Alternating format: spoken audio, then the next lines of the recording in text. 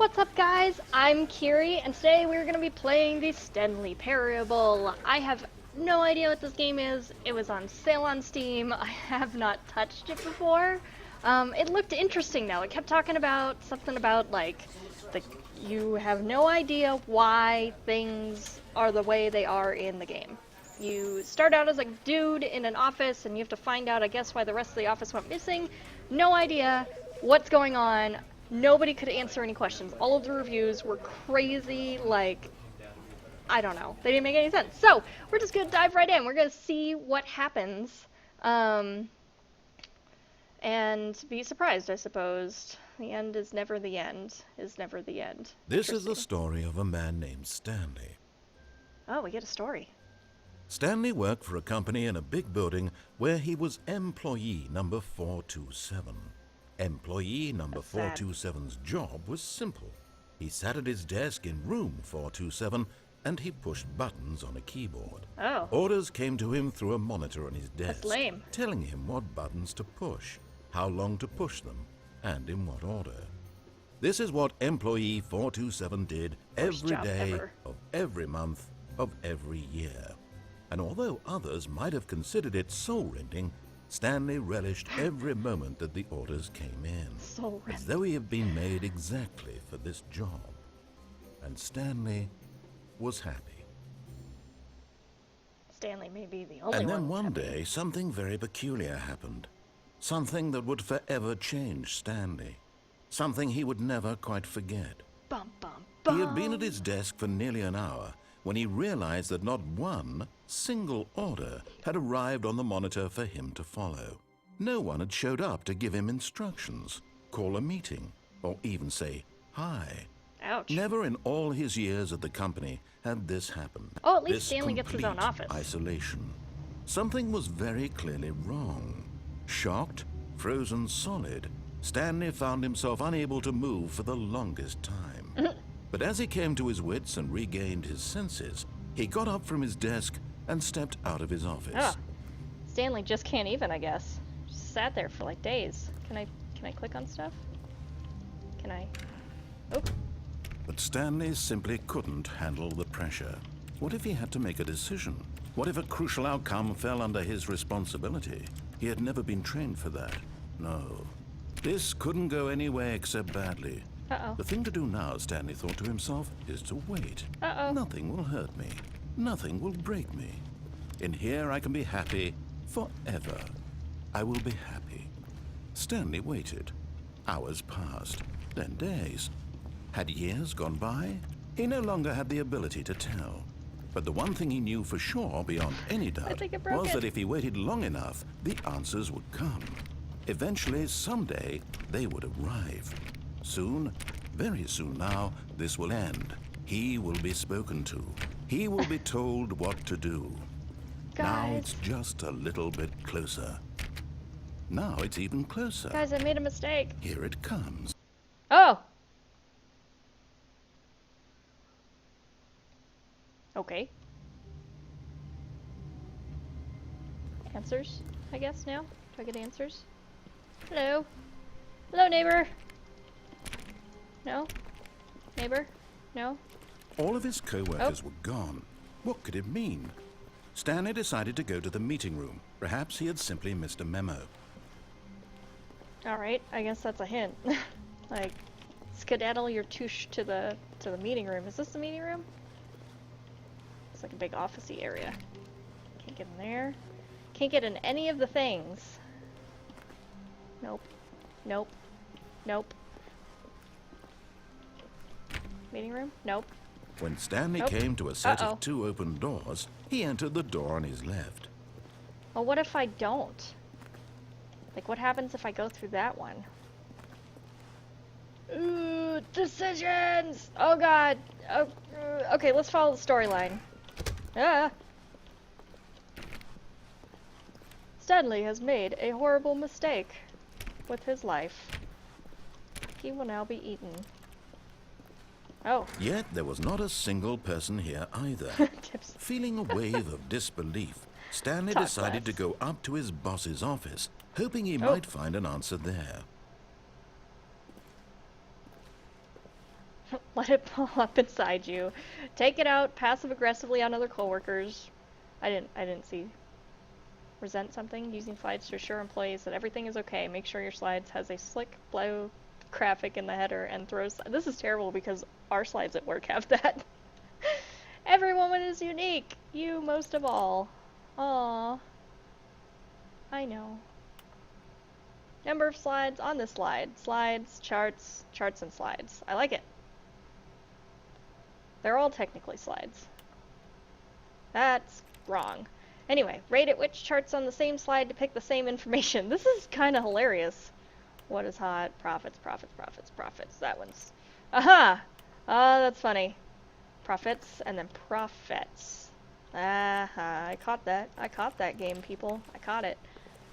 Bi-quarterly post-review review. We need less reviews. Want to get rid of the death sport portion in the primary review schedule. Oh my god, this is hilarious. I feel like I'm playing my life. Oh. Broom closet. Oh. Stanley stepped into the broom closet, but there was nothing here, so he turned around and got back on track. Stanley totally screwed up. Coming to a staircase, Stanley walked upstairs to his boss's office. Oh. I kind of want to be bad and do not what they say.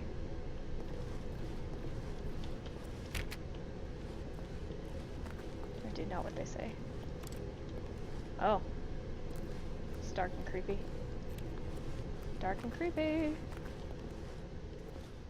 But Stanley just couldn't do it. He considered the possibility of facing his boss. Admitting he had left his post during work hours, he might be fired for that. And in such a competitive economy, why had he taken that risk? All because he believed everyone had vanished? His boss would think he was crazy. And then something occurred to Stanley. Maybe, he thought to himself, maybe I am crazy. All of my co-workers blinking mysteriously out of existence in a single moment for no reason at all. None of it made any logical sense. And as Stanley pondered this, he began to make other strange observations. For example, why couldn't he see his feet when he looked down? Why did doors close automatically behind him wherever he went? Why? And for that matter, these rooms were starting to look pretty familiar. Why Were is they life? simply repeating? No, Stanley said to himself, this is all too strange. This can't be real. And at last, he came to the conclusion that had been on the tip of his tongue. He just hadn't found the words for it. I'm dreaming! Oh. He yelled. This is all a dream. This is all a dream. What a relief Stanley felt to have finally found an answer, an explanation. His co-workers weren't actually gone. He wasn't going to lose his job. He wasn't crazy after all. And he thought to himself, I suppose I'll wake up soon. I'll have to go back to my boring real-life job pushing buttons. I may as well enjoy this while I'm still lucid. So, he imagined himself flying and began to gently float above the ground. Oh. Then he imagined himself soaring through space on a magical star field. Yes. And it too appeared. It was so much fun. And Stanley marveled that he had still not woken up. How was he remaining so lucid? And then perhaps the strangest question of them all entered Stanley's head. One he was amazed he hadn't asked himself sooner. Why is there a voice in my head dictating everything that I'm doing and thinking? Okay, lesson number one in this game. Now the voice was describing itself being considered by Stanley, to the who narrator. found it particularly strange. I'm dreaming about a voice describing me, thinking about how it's describing my thoughts, he thought. And while he thought it all very odd, and wondered if this voice spoke to all people in their dreams, the truth was that, of course, this was not a dream. How could it be? Was Stanley simply deceiving himself? Believing that if he's asleep, he doesn't have to take responsibility for I made a himself? terrible mistake. Stanley is as awake right now as he's ever been in his life. Now, hearing the voice speak these words was quite a shock to Stanley. After all, he knew for certain, beyond a doubt, that this was in fact a dream. Did the voice not see him float and make the magical stars just a moment ago? Yeah, did you How not see else that? would the voice explain all That that? was elite. This voice was a part of himself too. Surely, if he could just... He would prove it. He would prove that he was in control, that this was a dream. So he closed his eyes gently and he invited himself to wake up. Uh-oh. He felt the cool weight of the blanket on his skin, the press of the mattress on his back, the fresh air of the world outside this one. He's gonna be at his desk. Let me wake up, Let me he thought wake to up. himself.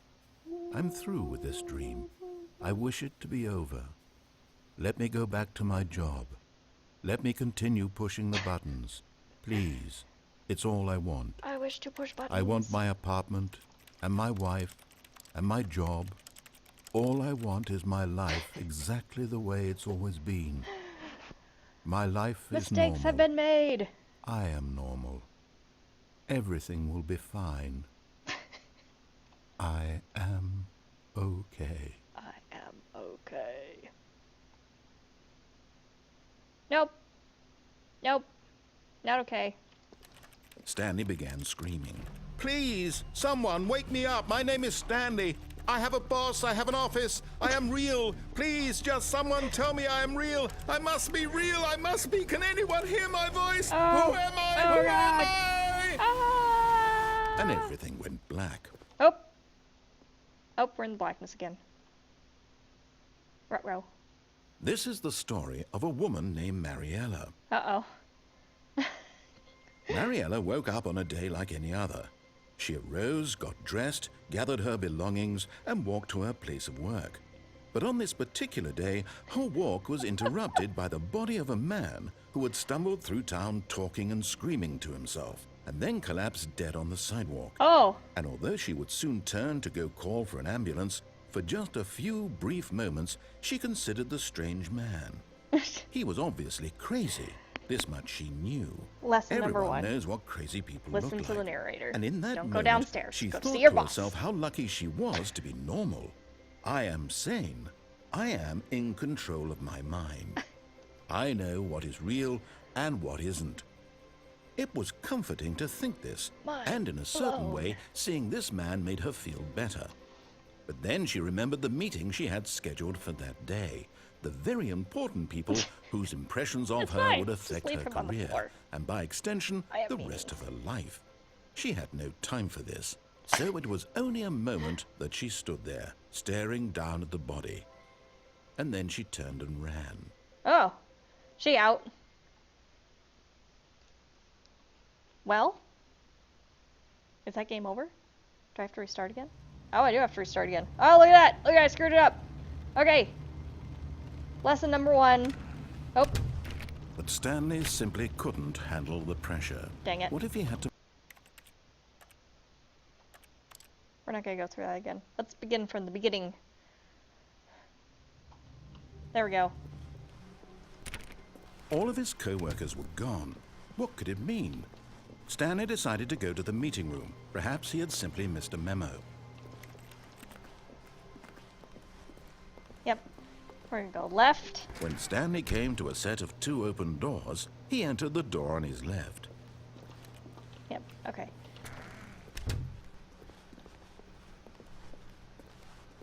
Why can't I not listen to you? Yet there was not a single person here either. Feeling a wave of disbelief, Stanley decided to go up to his boss's office, hoping You he might can't find an jump is answer an there. achievement, by the way, that I just got. Resent coworkers for not supporting you more. That was the other one.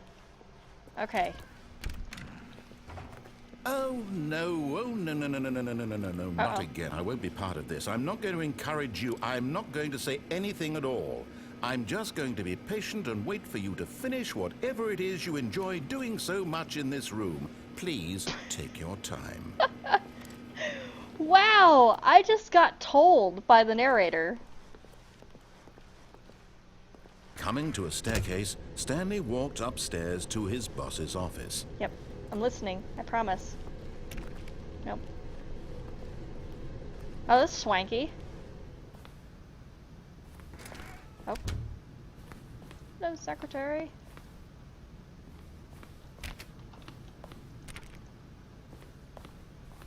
Man, this is a room. Stepping into his manager's office, Stanley was once again stunned to discover not an indication of any human life. Shocked, unraveled, Stanley wondered in disbelief who orchestrated this, what dark secret was being held from him. What he could not have known was that the keypad behind the boss's desk guarded the terrible truth that his boss had been keeping from him. And so the boss had assigned it an extra secret PIN number, 2845. But of course, Stanley couldn't possibly have known this. Oops. Stanley simply began entering random codes into the keypad, knowing full well the sheer statistical unlikelihood. Yet incredibly, by simply pushing random buttons on the keypad, Stanley happened to input the correct code by sheer luck. Amazing. He stepped into the newly opened passageway. Oh. Wow, this is weird. What is even evening right now?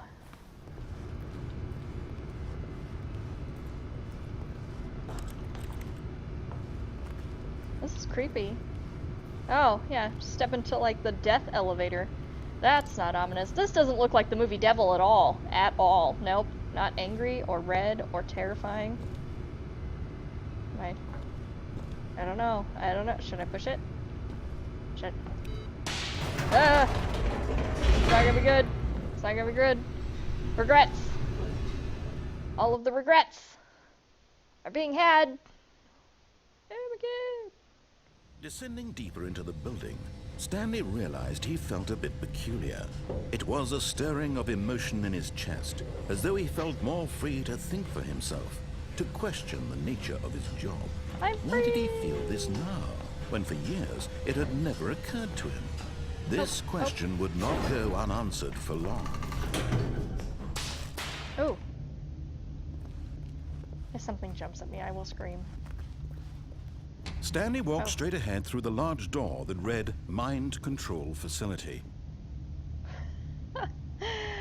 Oh, I'm tempted. Oh, I'm tempted. Man. Game. Why the choices?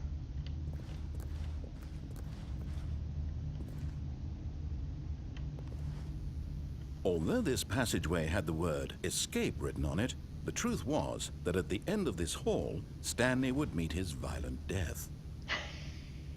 But of course, Stanley thought better of it and realized he simply had too much to live for.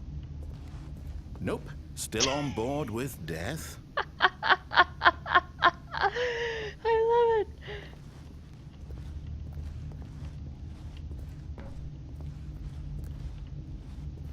I wanted to see if it'll change again. Are we on board with death? Is this a thing we want to do?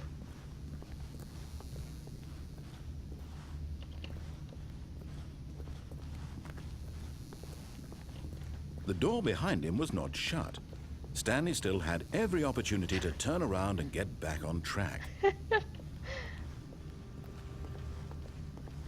At this point, Stanley was making a conscious, concerted effort to walk forward and willingly confront his death. Oh.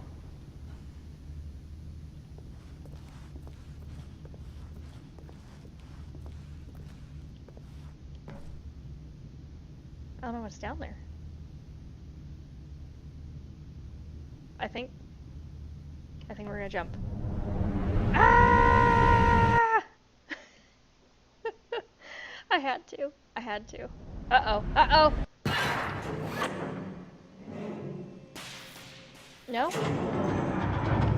Oh. As the machine whirred into motion and Stanley was inched closer and closer to his demise, he reflected that his life had been of no consequence whatsoever.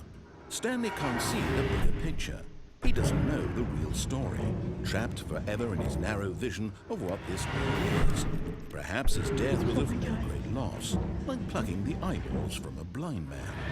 And so he resigned and willingly accepted this violent end to his brief and shallow life. Farewell, Stanley. Ah! Oh no!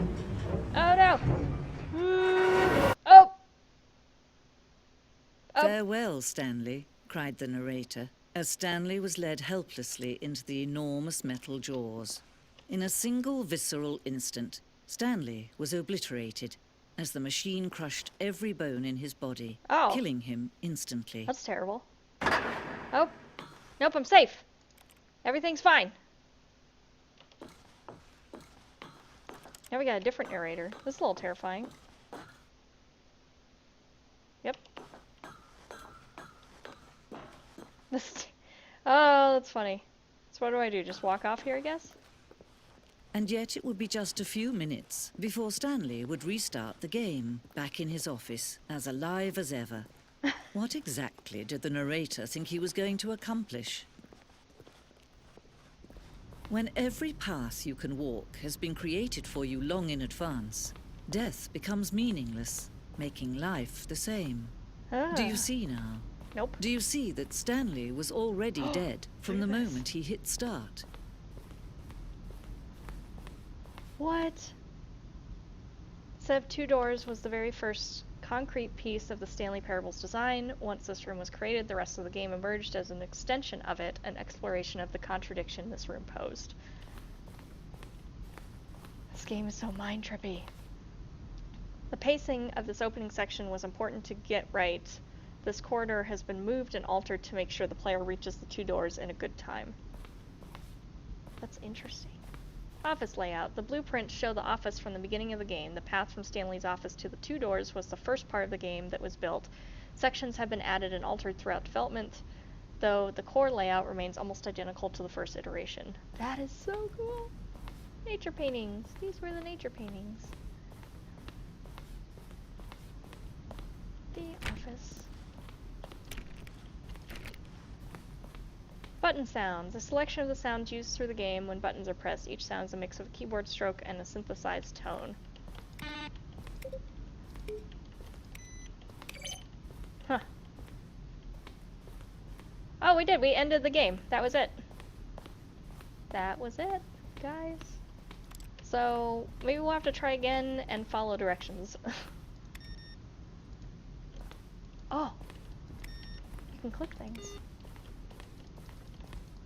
That's cool. Let's go in here real fast. The office clock. The boss's office. Scenes from the development of the boss's office. That's cool. I like this little museum layout. It's cute. Employee lounge. Underground, an early version of the underground portion of the game. Anything in this room. Perfect example of core level design. Textbook mistake. It's the kind of thing you pick up on intuitively if you have even the most fundamental understanding of good and bad game design. But of course, you being you, you'll probably spend the next hour trying to solve the other one. Here, I'm just going to make this easy on you.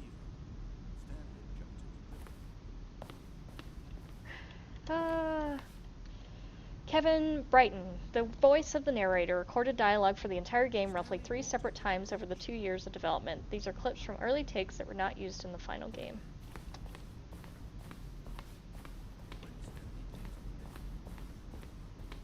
That's just kind of cool. Okay. This game is so mind-trippy. I don't even understand. This was the very first incarnation of the freedom ending in the game's alpha. Countdown desk. One of the desks from an early version of the countdown ending. This is the freedom ending as it existed in beta. Countdown room, an early version of the countdown room. That's not terrifying at all. Monitor room elevator. For a time, the elevator in the monitor room could go up or down with freedom above and countdown below. We abandoned this when players found it too difficult to remember what was up and what was down and placed the two endings together instead.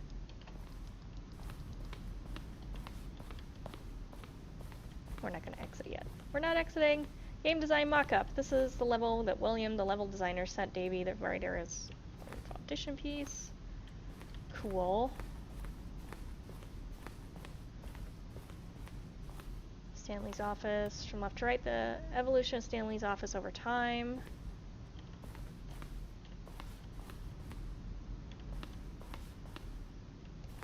The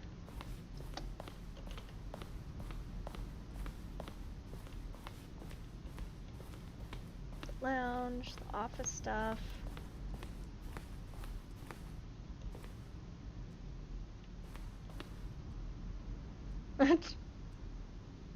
Will playing the Stanley Parable help? Well, it changed. Too quick. Screenshots from the green light. What? Early development would designed an ending where Stanley would end up on a battlefield fighting aliens. The action game would become sentient and would wage war against the narrator. We realized shortly after starting to build it that it was far too jokey and on the nose for the tone of the game. Plus, some people interpreted it as making fun of the people who like shooters, which was not our intention. I think that would be kind of fun as like a second version of the game.